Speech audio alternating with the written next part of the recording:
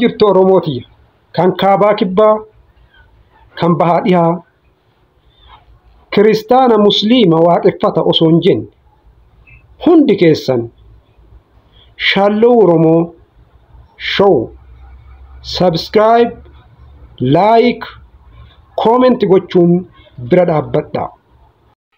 Akka jirtu dhaggeeffattoota kan nageessanii fayyaa keessan jirtu har'a mata duree diqqoosii baay'ee nama tokko irraan dubbadha.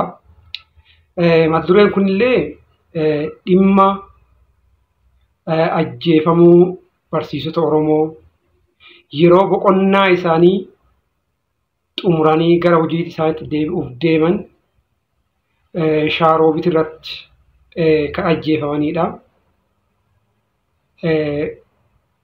Hamma ammaatti odeeffannoo jiru jechuudha. Barsiisota kana ajjeese faannoodha. Kuni yakka duguggaa sanyii jechuun hin danda'ama jechuudha. Barsiisaa ajjeesuu jechuun dhaloonni akka itti hin fufne, dhaloonni akka hin baranne qabsoo miti baay'isawee. Barsiisaa ajjeesuun qabsoo miti. Qaamni kamuu ta'u qaamni sabaaf qabsaa jedhu tokko barsiisaa yoo ajjeese maal hiini isaanii? Kanaaf jedhan ture kanaan durallee jechuudha. Qabsoon faannoo mul'ata hin qabu, galma hin qabu wanneen nuuf kanaaf jechuudha. Waan hojjetaniif, waan godhan addaan hin beekan jechuudha. Waanuma jibba ummata Oromoo irraa qabaniif barsiisota kana filanii kophatti baasanii ajjeesan jechuudha. Hamma ammaatti miidiyaan baay'ee uwwisa hin kennineef, miidiyaan muraasatu uwwisa kenneef jechuudha. Barsiisa saddeetii barsiisaan tokkochi dhaloota meeqa qara? Yoo diqqaate barsiisaan tokkochi waggaa keessatti jechuudha barasaa 500 otoo barsiise namni taa'ee waggaa 8 barsiise dhaloota meeqa barsiise? Kanaafuu du'a barsiisaa akka waan xiqqaatitti jechuudha laaluun baay'ee ulfaata.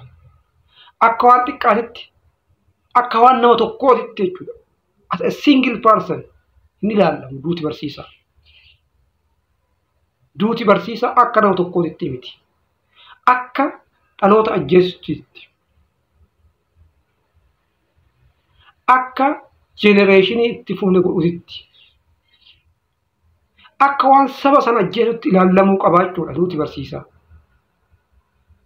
Maaliif barnoota barsiisaa malee barnoonni yaadamu. Barsiisaan hin jiru taanaan barnoonni hin jiru. Barnoonni hin jiru taanaan immoo guddinni hin jiru. Qaroominni hin jiru jechuudha. Kanaaf ani maaliif akka undermine godhee miidiyaan baay'een coverage gochuu fi dideen beeku dhimmichi dhimma akka genocideetti ilaalamuu danda'udha jechuudha. Akkuma addunyaatittuu qabsaan kamuyyuu kan barsiisaa ajjeesu warra fayyaa ajjeesu argine hin beeknu jechuudha. Akkuma addunyaatittuu qabsaan kamuyyuu jechuudha. Kuni adda. Kanaaf jibba gadi fagoo ummata Oromoo irraa qabaniif jecha barsiisota kana fixan jechuudha. Kanaaf yoo diqqaate barsiisaa 8 du'ee 9ffaan harkaa baqatee kuni baay'ee hamilee nama cabsa jechuudha. Kuni baay'ee namatti dhagayama. Waan kana jedhanii dubbachuudhaan illee nama qaanessu jechuudha. Induun waan kana irratti jechuudha mootummaan ibsa kennuu qabaatu jechuudha. Faannoon maaliif shororkeessaa hin taane? Kanaaf an akkootitti jechuudha. Namni waan akkanaa hojjetu paarlaamatti dhiyaatee jechuudha. Faannoon shororkeessaa ta'ee farrajamuu qaba jechuudha. nama saddeetii miti kanarra du'e nama saddeet jenna malee kan du'e nama saddeetii miti jechuudha. Kanaaf maaliif faannoo irraa shororkeessummaan hin kaawwamne? Hamma yoomii akkatti nama fixaa jechuudha. Jibba olaantummaadha. Kanaaf akkootitti faannoo irratti shororkeessummaan kaa'amuu qaba jechuudha. Kanaaf du'e barsiisaa qofaa miti. Barataa isaatti wajjin du'e jechuudha. Beekumsa isaatti wajjin du'e kan nama meeqaruu danda'utu wajjin du'e jechuudha. Kanaaf kuni jibba uummata Oromoo irraa qabanii fi uummanni Oromoo akka hin baranne dura ilaalcha duraa isaan keessatti guddataa dhufe jechuudha. Ilaalcha isaan keessatti guddachaa dhufedha jechuudha. Mee kanaafuu walumaa galatti tokkochaaf sun mee maal jedhaa waliin sirriitti haa dhageeffannu. Maqaan kan keenya? Hussein Kaabbooti. Hussein Kaabboo. Eessarraa osoo deemtu qabamte? Finfinneedhaa gara Kamiseetti odoo deemu qaban. Finfinneerraa gara Kamisee osoo deemtu?